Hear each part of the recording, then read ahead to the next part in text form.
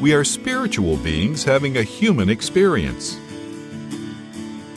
Welcome to Unity Online Radio, the voice of an awakening world.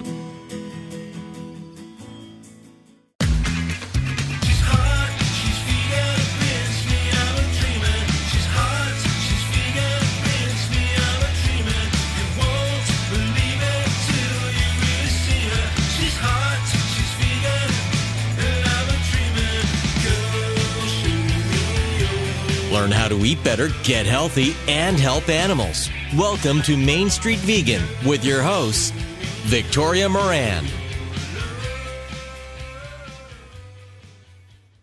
You've heard it. Vegans only care about animals and not people. So for the month of April, here on the Mainstreet Vegan program, we are going to focus on vegans who care lots and lots about people and about careers and callings and causes, veg-related and beyond. This is the month of the Vegan Plus. Hi, I'm Victoria Moran, your host for this program. It's a pleasure to know that you are spending this hour with us today. This is one of those special programs where the guest is right here with me in my living room in beautiful uptown Harlem. And we're going to be able to take this time to delve into her vegan work and the rest of her life. And I think you are going to find her utterly fascinating, as I do. She is Carissa Kranz. She's a former professional ballet dancer turned lawyer, licensed to practice in New York, Washington, D.C., and Florida. Aside from anchoring on the Law and Crime Network as a show host with Dan Abrams, you may have seen her on Nancy Grace, Dr. Drew, Fox News, CBS, CNN, HLN, NBC, Sirius Radio, and other major media outlets. Before founding her own law firm in order to be a caregiver for her ballet teacher mentor, Carissa worked as a prosecutor where she tried close to 100 cases. She now runs the law offices of Carissa Kranz, a law firm for injured clients, and she also runs BevVeg International, which focuses on vegan certification for products and is considered the stamp of approval for conscious companies by Forbes, California Wine Advisor, PETA, CBS News, NBC News, Vegetarian Resource Group, and more. Welcome, Carissa Kranz. Thank you for having me. It is absolutely wonderful to have you here with us today. Yes. And wonderful that you have come to New York. I know you were recently a Floridian, and most people tend to make the move the opposite way. They go toward the sun and not away from it. I go back and forth. Back and forth. I go where the wind blows. So, Carissa, something that I didn't mention in the introduction, but I know will be really interesting to our listeners, is that you've been vegan your entire life. Who on earth was your mom? My mom is Carla Lewis. She's a ballet teacher, and she was actually raised vegetarian by her family and her parents in the deep south of Georgia, which I guess isn't exactly the deep south, but it was very unusual back then. And she had a vegan pregnancy with me against all doctors' orders and raised me vegan in a time where vegan wasn't so mainstream like it's becoming now. When I grew up, vegan was considered weird. I was that child that would go to school and my mom would make me these tofu egg salad sandwiches and people would be like, ew, what's that? What are you eating? And I'd be like, tofu. And then they'd make fun of me and I'd go home and cry. And then my mom would put turmeric on it the next day and mustard to make it yellow. So then I could tell them it was egg salad. And then I would lie. And I said I was having eggs the next day because I was embarrassed to be a vegan because no one else was vegan. It was weird. A little turmeric to the rescue.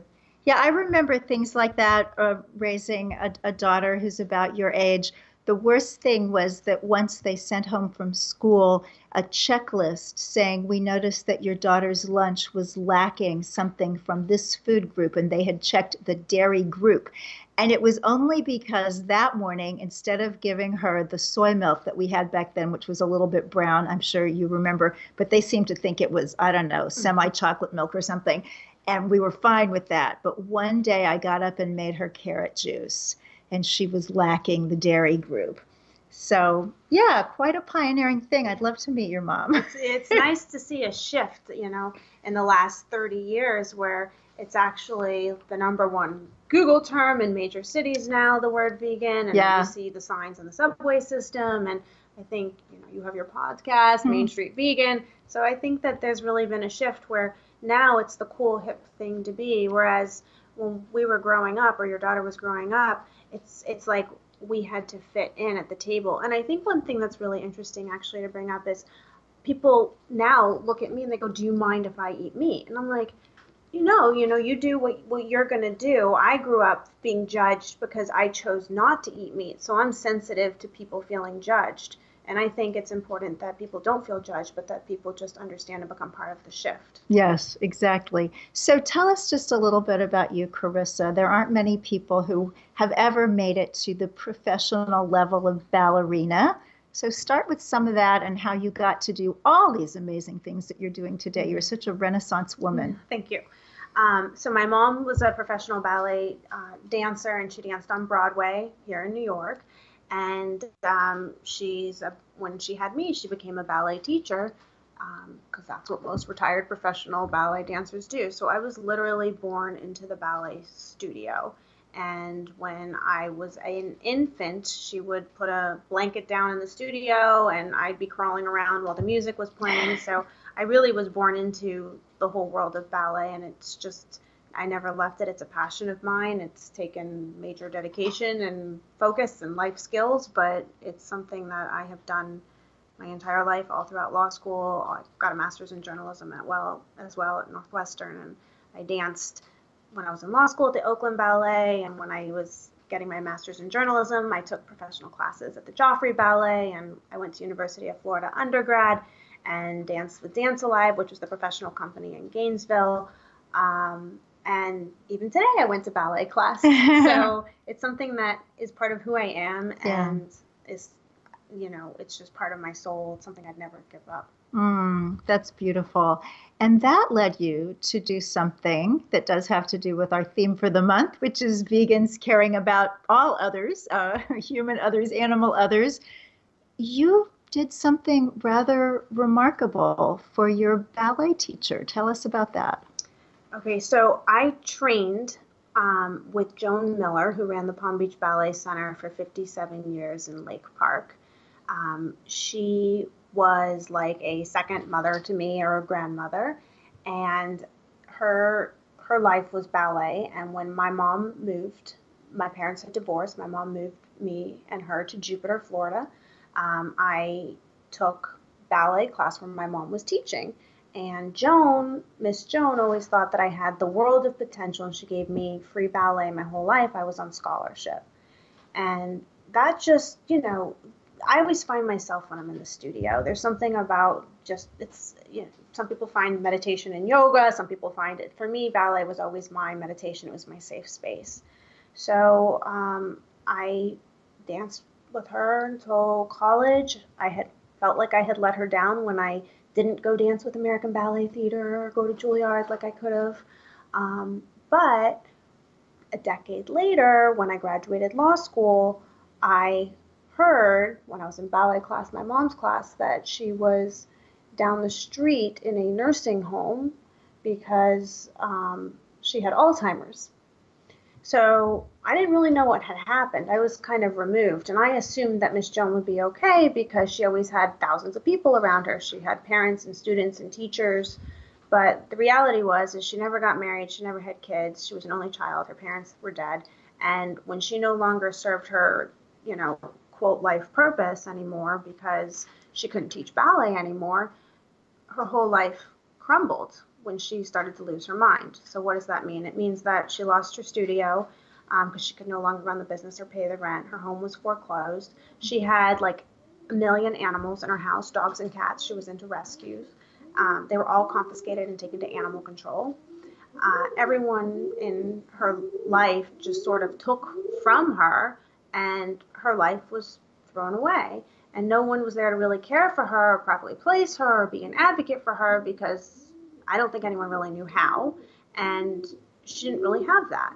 So I found her in a 1-star nursing facility, warehoused in a ward room with 5 beds, one day after ballet class. I was a lawyer then. I had already been a prosecutor. I'd already worked at Greenberg Traurig. That's where I was at the time. I was making, 6 figures. And when I walked in there, it just broke my heart to see someone that I had loved so much my whole life, who I felt made me so much of me and who I am, to have lost her voice, truthfully. She was so in control her whole life. She ran a business when women didn't run businesses for 57 years. She ran parents, she ran the costumes, she ran the sets, she ran the sceneries. She's very well known in the dance world and in the artistic world. Like, her legacy precedes her name. And I couldn't live with her reality, especially because when I found her, she was beginning stage Alzheimer's, not even advanced. So she was just improperly placed, lost all control of her life, and had no one to help her. So after I found her there, I started going there every day to visit her and be with her, and we would do a ballet class at the nursing home while everyone else was in a wheelchair or in hospice. She shouldn't have been there, she even said to me at the time, "Carissa, you went to law school. You're the only one that can get me out of this situation." So I felt a responsibility to fix it. So I left my 6-figure law job, took over power of attorney, and moved her into my house, where she has been for the last 6 years. Now she is advanced stage Alzheimer's, but we have 24-hour care. She goes to daycare during the day. There's a special Alzheimer's bus and a specialized day center that she goes to. She has Meals on Wheels being delivered, incontinence supplies being delivered, medication being delivered. And I actually just bought her an apartment right next to me in Florida because after 6 years of living in a 2-bedroom apartment with her and caregivers, I sort of had no social life and no privacy. Yeah. That I realized that my privacy in life was priceless, but I couldn't throw her life away and put her back into the system that I worked so tirelessly to keep her out of.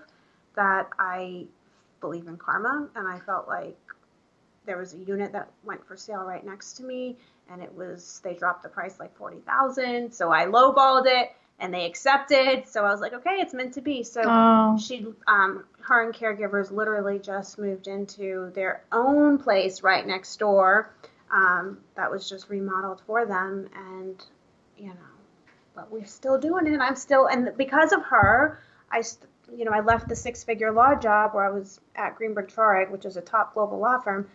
She was my first injured client, pretty much, to start my own law firm, because my law firm, the law offices of Carissa Kranz, started out with me learning about nursing home neglect and elder abuse and malpractice, and then that catapulted into a whole injury law firm with hundreds of clients and 8 employees, and that's where I am today, 6 years later. But it all started because I literally felt a calling to do something more meaningful than corporate law. Well, I believe in karma too, but I think anybody who listens to that story who didn't believe in it 5 minutes ago maybe would now. And I think it's also so important that vegans, I think so many vegans want to be a full-time vegan. I want to have a restaurant or I want to do something that's just vegan. And yet for some people to do something wonderful in the other world and then be a vegan with a reputation has so much power and substance to it. Yeah, I think what's important is to exist among normal people and not be part of this specialized group of vegan advocates where we're considered weird, or we're considered, sometimes we pigeonhole ourselves by not existing with normal people. And I think it's better to be in a perfect example of a human being in society and let people have their own aha moment and want to become more kind or more compassionate or exactly. be inspired. Right. And whenever someone has a reputation in the world or in their community and they happen to be vegan, then all of a sudden the work that they do, the good that they do that people recognize is attached to vegan instead of what they may have attached to vegan now, which could be strident, holier than thou, some of these other things that we sometimes hear. People want to come to their own conclusions of why they're doing something. They don't want to be told.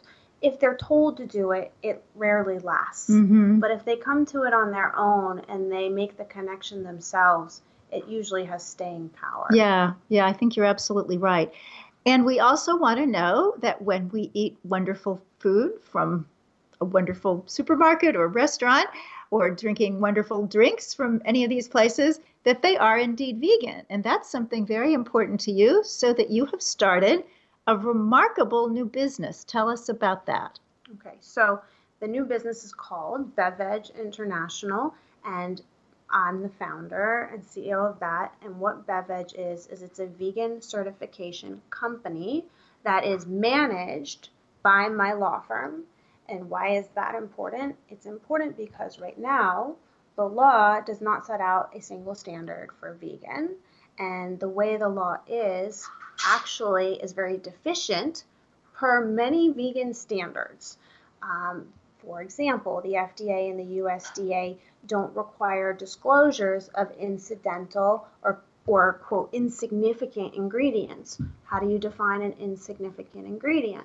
If something has less than 0.5 grams per serving, it doesn't have to be disclosed. So less than 0.5 grams of sugar per serving can really add up, right? If you're talking about sugar, but they can still claim sugar-free.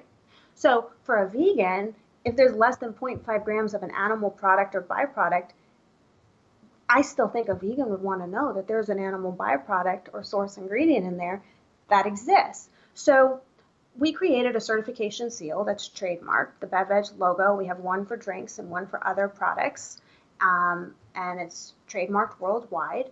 And basically the goal of our law firm is to scale this logo to license use of it to conscious companies that have practices that are in alignment with our vegan standard on our website, which our research will yield because we really do our due diligence. And by nature, lawyers are regulators. So, there are other vegan logos out there, but we really feel that we raise the standard of consumer transparency and honesty and truth through our logo, because we really we go beyond what other companies ask for, and we really get the third-party affidavits, the third-party disclosures. We research every source ingredient. We look into the process. We look into the machinery. Is it shared machinery? What are the chances of cross-contamination? And once we ensure that there is integrity with the company's product and their process, we license use of our logo. And it's something that I believe, even if you're not vegan, people care about, because plant-based options and healthy options and conscious options are on the rise, and people feel good about themselves when they contribute to conscious consumerism. I also think people care about honesty and transparency, whether it's in their food labeling or whether it's their politics or whatever it is they're doing in life. People want honest information. So as a law firm, we feel like we stand for truth and transparency and authenticity, and have we have actually created our own niche of a practice area that no other law firm in the world is doing and no other government entity is regulating. So as lawyers, we're regulating a vegan standard. That is so fascinating, because whenever we think about attorneys in the vegan space, we think about animal rights attorneys, and that's very important. But this is a whole different way of looking at it for protection for the vegan consumer. So what would you say to someone who says, oh my goodness, they already think we're persnickety. They already think we can't go to any restaurant with them. And now we're going to get down to less than, what did you say, 5 grams? 0.5 grams. Yeah. So what's your answer to those people? I think that those people would still want honest information if they understand it. So BevVeg to me is like BevVeg. It's a hip way to say vegan without implying the strict stringent qualities that the word vegan has implied my whole life growing up, which is it wasn't cool to be vegan. I think that's why the word plant-based is taking off so much, because people don't like the word vegan. So to me, BevVeg is like a coined word of be veg, or with our drink logo, let's get a BevVeg, like beverage. And my goal is and hope is that people, because we're not out there at BevVeg exploiting or exposing animal abuses on factory farms, which that's someone else's job, and that's important to expose. But what we find is companies don't want to align with us if we're going to be too much of an activist. So we want to inspire in our approach rather than, PETA does like their part by showing the abuses and the protests. And I went to Berkeley Law School. I understand protests, but our approach is really to we don't want to alienate people. We want mainstream people to want our logo because it's an honest logo, not because it's a persnickety logo. I see. So are the companies that are coming to you first, or do you go to them? I'm a little unclear on that. Are they vegan companies, or are they just any kind of companies in the food or beverage business that want this seal? Any companies that are trying to market to the vegan market and the vegan consumer are coming to us.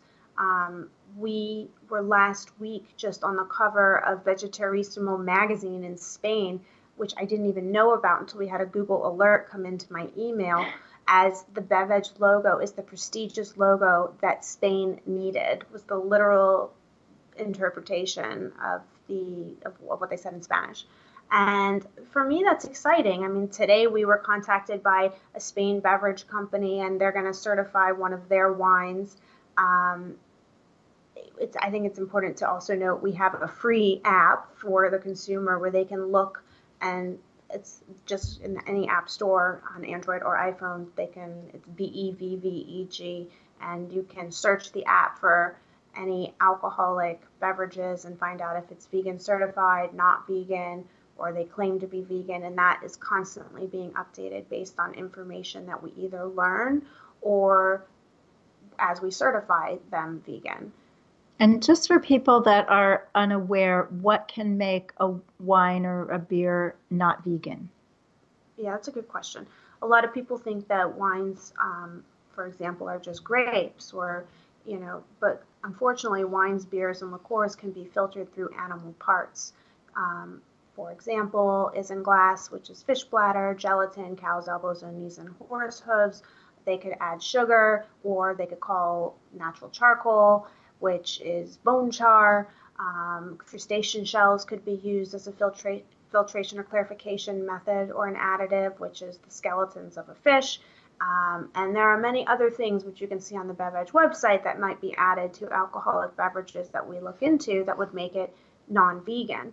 And alcohol in particular is interesting because that's regulated by the Tobacco and Trade Bureau, not the USDA or the FDA, and they have zero disclosure requirements. So if you look at a wine bottle or a beer bottle, all they really have is the alcoholic content. They do not have the ingredients. They do not have the process. They don't have anything. It's truly up to the winemaker and the art of, or the beer maker or the brewery, how they wish to make their beverage. And they're not held accountable by anyone. So once again, we're here as a logo to lend transparency and truth to a process in an age of information when people want access to information. Mm-hmm. People want to know. People want answers. And how did you come up with this idea? That's a good question. Do you know the answer to that one? No. Well, maybe if you tell me, I'll remember it. But I don't know if I told you. Basically, I was evacuating Hurricane Irma, and I would have remembered that. And I knew that wines and beers might not be vegan, and we were at the grocery store stocking up on water and canned food to evacuate, and I was like, oh, we need wine. And I was in the liquor section for like an hour trying to Google vegan wines, and my mom and my cousin were like, we have to go, a hurricane's coming to town. And they're like, there must be an easier way to do this. So we lost power. We evacuated the hurricane. I'm drinking my wine, and I was like, oh my God, I have it. And I wrote it down on a napkin, the logo. I drew the logo that night, And that night I called it Veg Bev. I went to sleep and it rearranged in my head to BevVeg. And I woke up and I wrote it down at 3 a.m. and I was like, that's it. BevVeg, BevVeg, beverage. And the rest was history. It took off like without me trying hard at all. We ended up in Forbes and California Wine Advisor and NBC and CBS and Live Kindly magazine and Vegetarian Resource Group and Vegetarismo magazine, and we're working on some worldwide partnerships right now that is going to scale the logo into more than 70 countries. So, oh, that's magnificent. And I love it. So we're not only believing in karma today, but also inspiration. Mm-hmm. And when something comes to you that night, I mean, it was very much the way Mainstreet Vegan came to me. I was on a subway after a PETA benefit, having seen a lot of footage of animal cruelty, which I had already been seeing for decades at that point. And I was so distraught that they'd been working so hard for so long that I didn't have $1 million to just give them to go fix something. But what came to me was, your next book needs to be called Mainstreet Vegan, and it needs to have 40 little chapters and a recipe after each one. And it was just like what you're talking about. I think it's unusual when those things happen in life, but when they do, we need to pay attention. So we will be back, everybody, after these messages. We'll have more with Carissa Kranz and BevVeg right after this.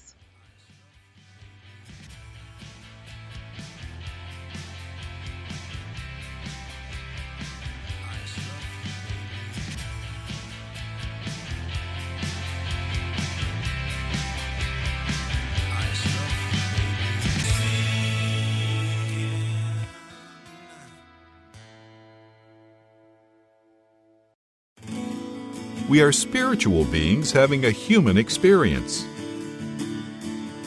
Welcome to Unity Online Radio, the voice of an awakening world.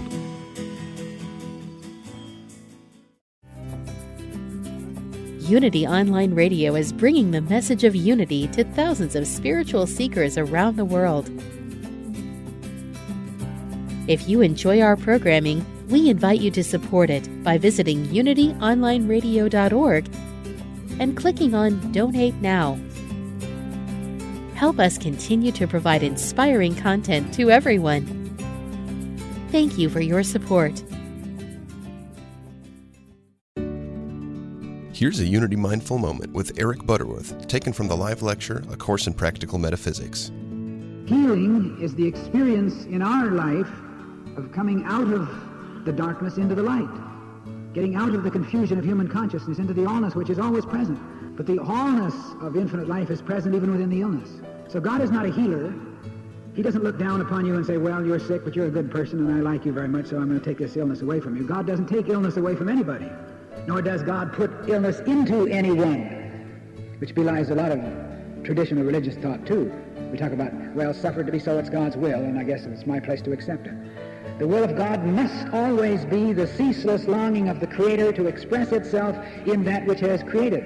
So it's a constancy, it's a force which is ever seeking to press itself out into visibility as life, as wholeness, as success. To find out more about Eric Butterworth, visit unity.org.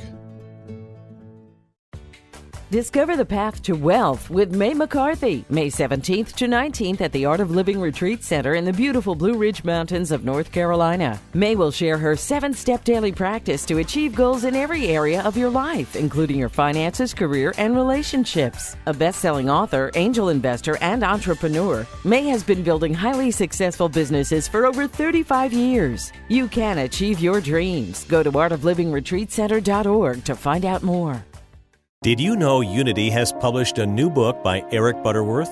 This wonderful writer and teacher, who is loved by so many people, left a recorded class called Practical Metaphysics that has now been turned into a book. It's vintage Butterworth. He explains how to live from a deeper state of consciousness and awaken to health, love, prosperity, and peace of mind. Practical Metaphysics. Find it online by going to unity.org and click Shop.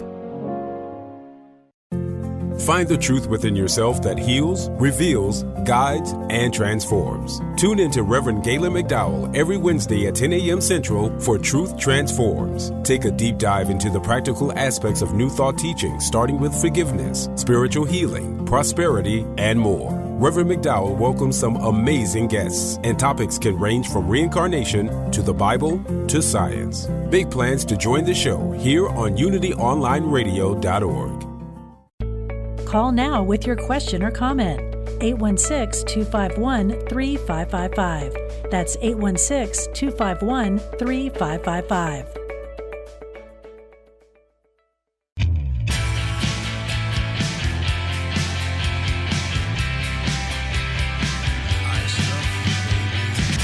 Welcome back to Mainstreet Vegan with your host, Victoria Moran.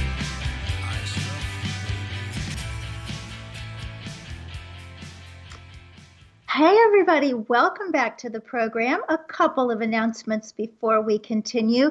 The blog this week at mainstreetvegan.net is about veganism and spirituality, and more specifically, sharing the vegan message with people who are religious, or maybe they're not religious, but they're spiritual. And it seems that when people open their hearts in these kinds of ways, that opening up to animals and looking at some of the beautiful foods from the plant kingdom just might be the next thing to happen. But very often it's not. So the post is a little bit about that based on my now 3.5 years of work with filmmaker Thomas Jackson on the beautiful film, A Prayer for Compassion. Also, when you're over at mainstreetvegan.net, do click on A Prayer for Compassion, and you can see all the places that it is screening around North America and around the world. We're going to be having a screening in New York City on April 18th, and also screenings in Tempe and Phoenix, 4 different cities in Indiana. So it's around and about, and if you would like to do a screening, just be in touch. You can go to thecompassionproject.com and just sign up there and say you want to know about doing a screening. It's really easy. It's really fun. And we want to get as many big screen showings as we can before we go digital this fall. If you haven't seen A Prayer for Compassion, I really hope that you will. Because you know what? I think if vegans could all share a prayer, it would probably be for compassion and some justice and sanity thrown in there too. So I'm talking today with Carissa Kranz. You can find her at her website, BevVeg.com, although she pronounces it better than that. She calls it BevVeg. I like that. I'm going to work on that. I'm going to say, have you had your BevVeg lately? But it is BevVeg. She's also BevVeg on Facebook, on Twitter, on Instagram. But she has another Instagram that is absolutely intriguing, and I would love to hear about that in this half of the hour. And that is your Instagram account, Carissa, that's at Laws That Matter. What are those? Okay. Also, I have my personal Instagram and personal Facebook too, which is just my name, where people can pretty much find BevVeg and Laws That Matter too.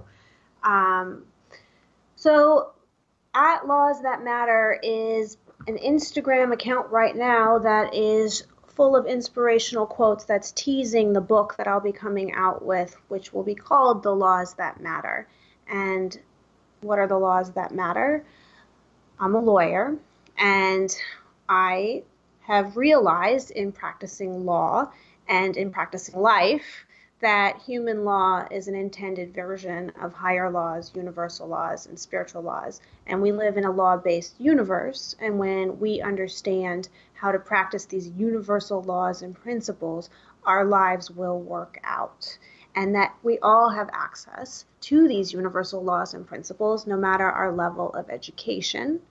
We don't need to go to law school in order to take this oath of attorney to practice these laws in God's court, or from source intelligence, or from whatever you want to call that entity source. We all have access to practice these laws. So The Laws That Matter is a book which is basically a manual teaching tools of how to live your best, most inspired life and be your best advocate. For example, you open this book, your subpoena is served. You now have an obligation to show up in life, show up for yourself, show up for others. You cannot sleepwalk through life. There are other chapters like discovery.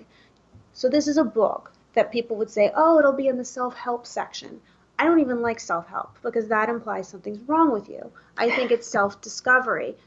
So what do lawyers do? Lawyers do discovery all day long in litigation. But this is about self-discovery, soul discovery. The more you know, the more you want to know. Interrogatories, ask and you shall receive. Motion practice. So lawyers practice motions in court, motions to withdraw, motions to compel, motion to suppress, motion to dismiss, whatever it is, there's all these motions. Well, what are motions? Motions are a call to action, right? So if we practice these motions on the universe to keep our emotions in check, then we can have fun with playing with the law, which is a whole spin on law that nobody really understands because people normally hate lawyers and hate dentists, right? But this makes lawyering fun. So, for example, if a thought doesn't serve you, dismiss it. File a motion to dismiss on the universe. If you want to go withdraw, go to ballet class, meditate, be alone, motion to withdraw. Motion to compel a miracle, motion for leniency. If you want to have either to forgive yourself or to forgive someone in your life and you're pent up with, you're beating yourself up or you're angry at someone for something that they've done and you really can't even talk to them or deal with them on a human level, you can deal with them on a soul level and to practice these universal motions. And the book actually teaches these things. Another example is right to privacy and confidentiality. So lawyers have the attorney-client privilege, they have work product privilege, they have privacy privileges. So in the book, it's the prayer privilege, the right to confidentiality in your prayers with God or source or the universe or whatever you want to call it. That is your privileged communication with a higher power, and don't disclose it unless you know your audience, because if you disclose it to the wrong people, you lose your privilege and you dilute your message and you dilute the power of your prayer. But if it's with the right people, it could also elevate it. So it's just another example of the parallels. And what's really different, I think, about this book and this platform as opposed to other great platforms that exist is that all these spiritual teachers that we've heard from, like Wayne Dyer, Marianne Williamson, Abraham Hicks, they all talk about this law-based universe. But nobody has ever actually approached it with the education and experience of law as a framework within which to teach tools to actually play with these universal laws. All these teachers say the same thing. We all just say it slightly differently, and it just depends on who's on the receiving end on what's going to click and how is it going to click. It doesn't. No teacher's right and no teacher's wrong, and no religion's right and no religion's wrong. Where we go wrong is when we think our way is the right way and our way is the only way. This book is just one way to teach tools to access that higher power, that higher energy source to live your best life.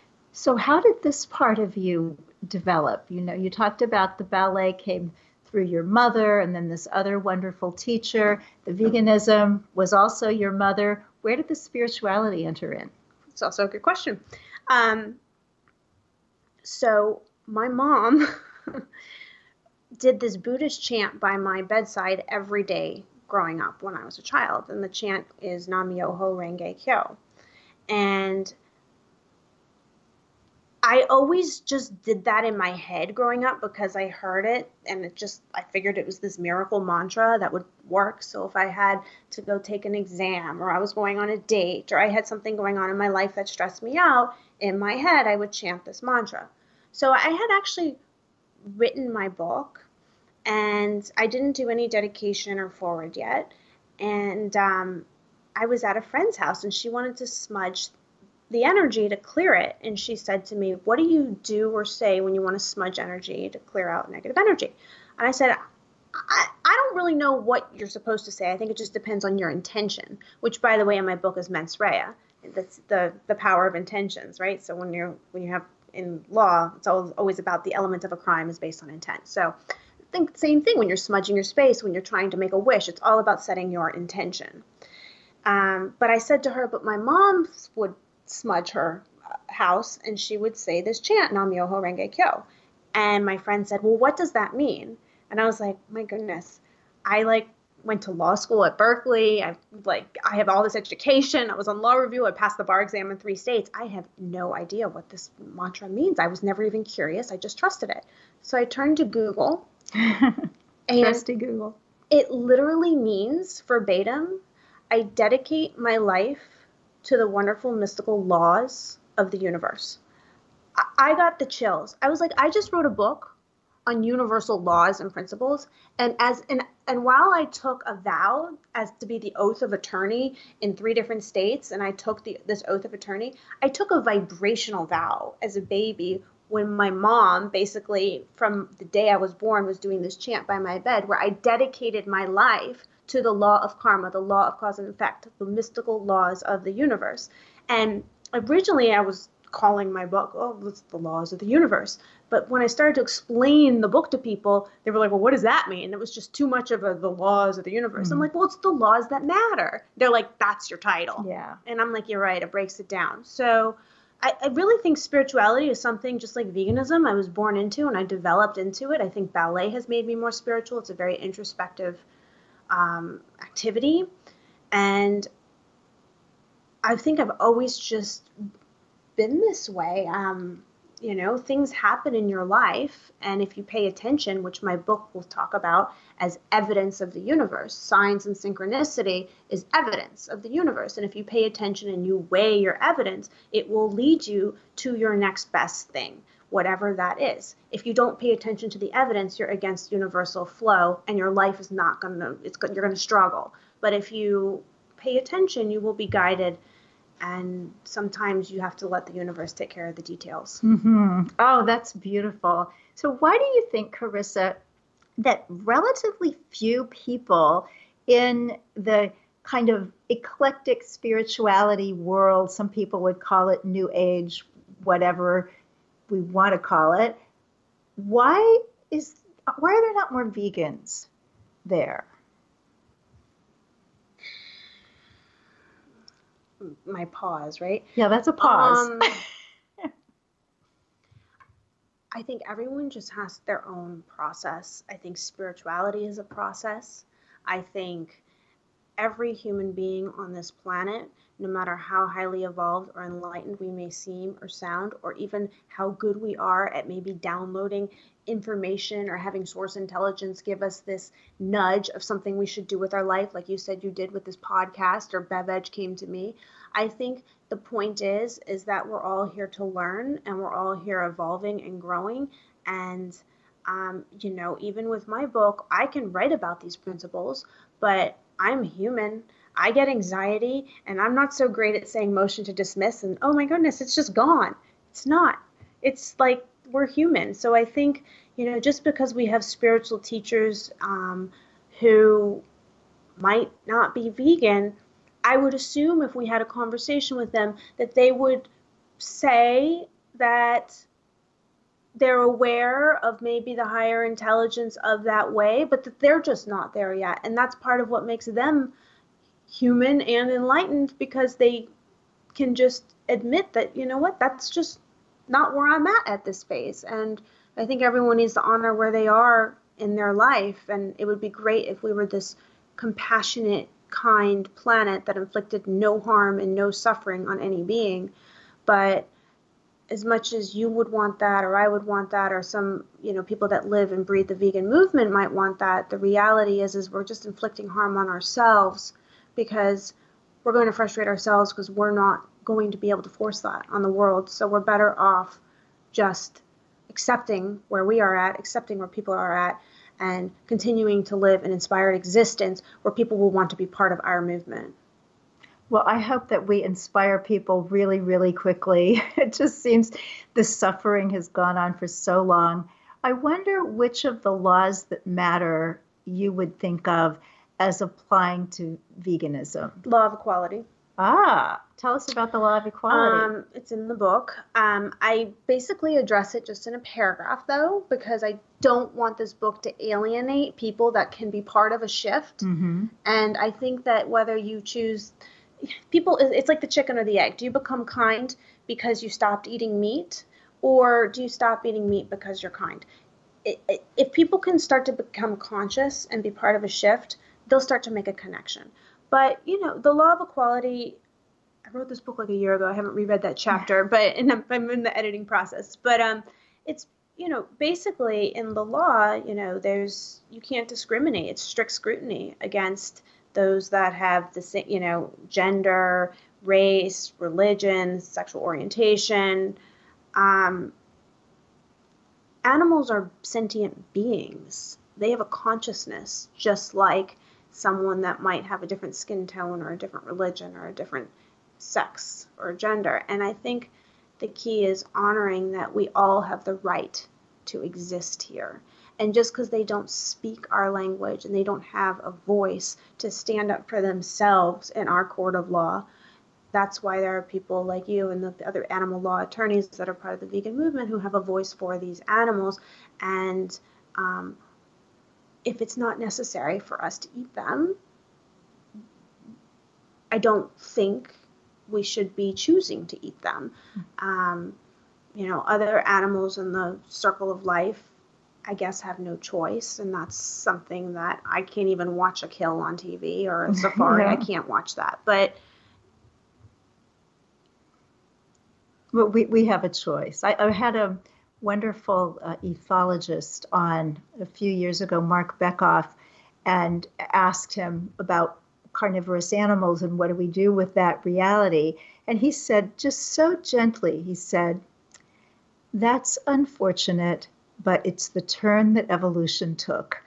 And I just felt such a peace with that. I think it's like, grant me the serenity to accept the things I cannot change. It's like, I can't change what lions and tigers need to do, but I can change what I do. And I think that's the key. It's knowing what you can do and being the best version of you. Like you can do motion to compel my higher self to show up in life. Yeah, I love that. Love that. That's what's important, to be the best version of you and to live your life aligned with your principles and what resonates with you, and to inspire others without trying to judge them.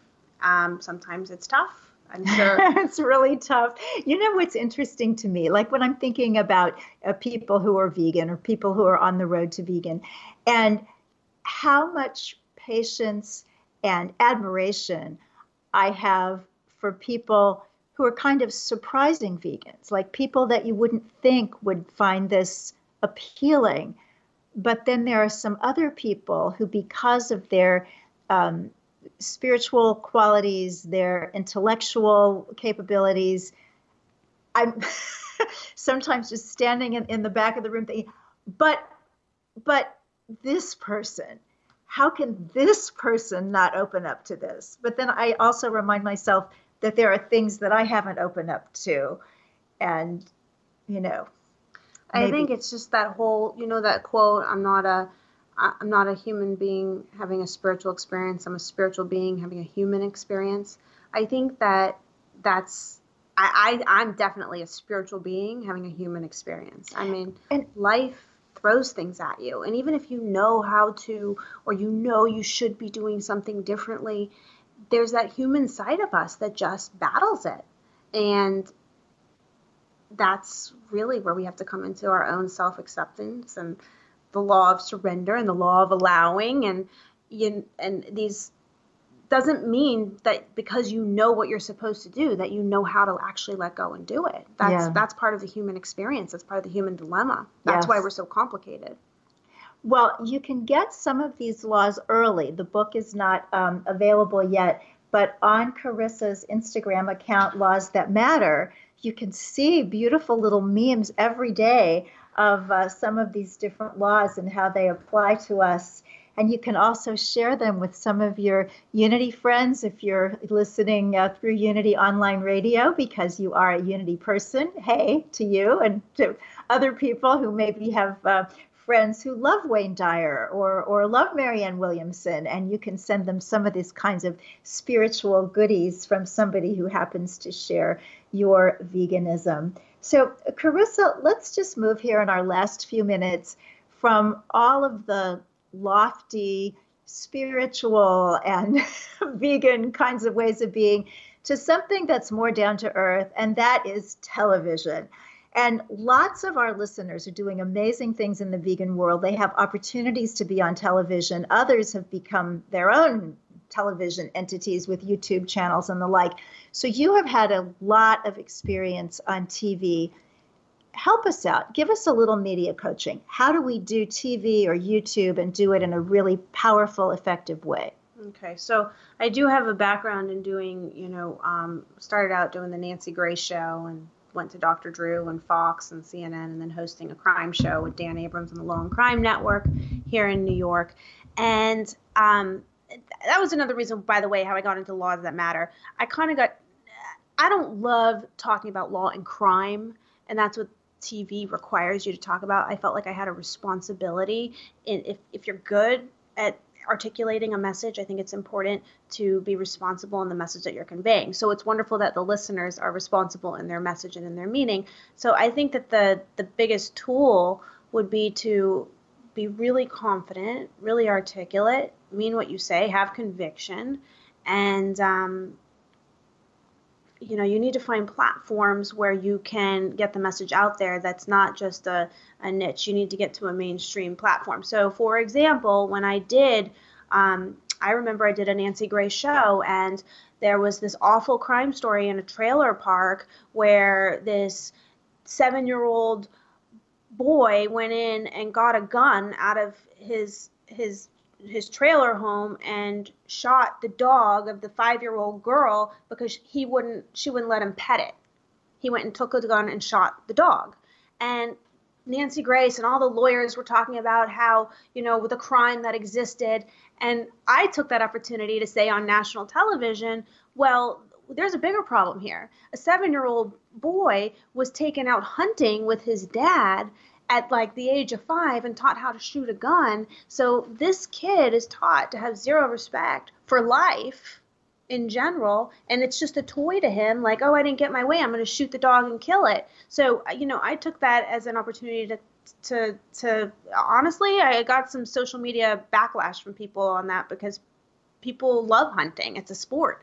And I turn people the wrong way. I think the key is to know what you want to say, be clear in your message, have conviction, have your thoughts together, let it come from the heart. If it's coming from a place within you that is something that is within you, then there's a reason that you have a message to tell.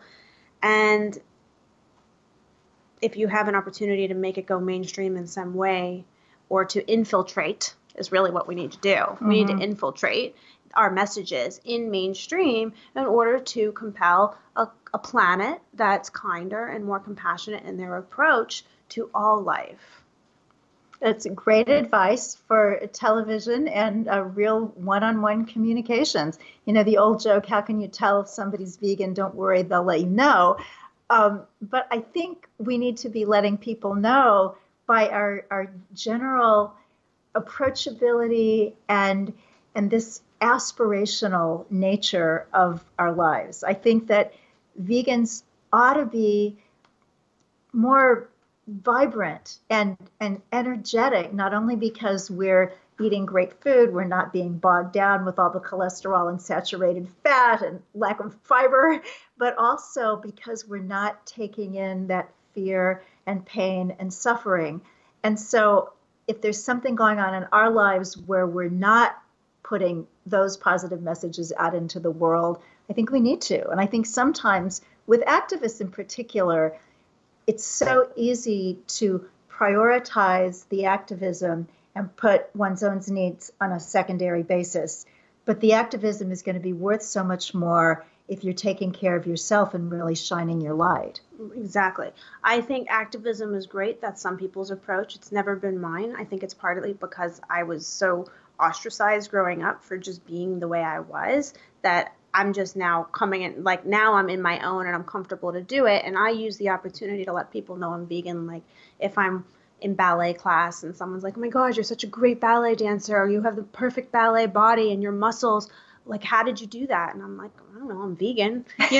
You just like, you take the opportunity to deliver it as an answer to the compliment Or if someone's like, you have such beautiful skin, or I love your hair. What, do you take any vitamins? No, I'm vegan.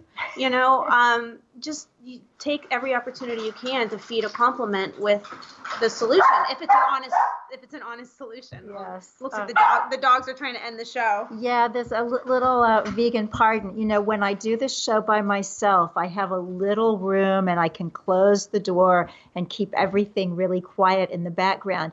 But the key word there is little. This is New York City. If you know Manhattan, a lot of people live in very small spaces. So I'm in a bigger space today, but every time my rescue pigeon, Thunder, and if you go to my Instagram, Mainstreet Vegan, you can see pictures of Thunder. He lives indoors because he's blind in one eye. But when he flaps his wings, my dog Forbes seems to think that there's something untoward going on, so he makes his voice known. And I trust that anybody who wants to listen to a program called Mainstreet Vegan is okay with pigeons cooing, dogs barking, and life proceeding as it is. Carissa Kranz, my goodness, she's got BevVeg, BevVeg, and you can find her online, on Facebook, on Twitter, on Instagram, BevVeg, and also at Laws That Matter. You'll find her on TV, you'll find her around and about, and hopefully you'll find her in your memory as you think about this show and some of the things that were shared today.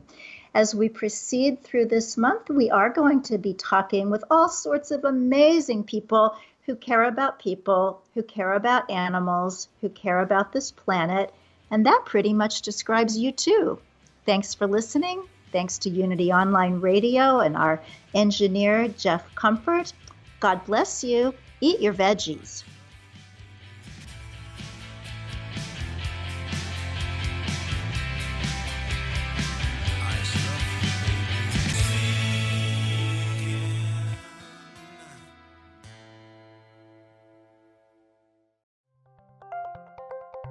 Thank you for listening to Unity Online Radio, the voice of an awakening world.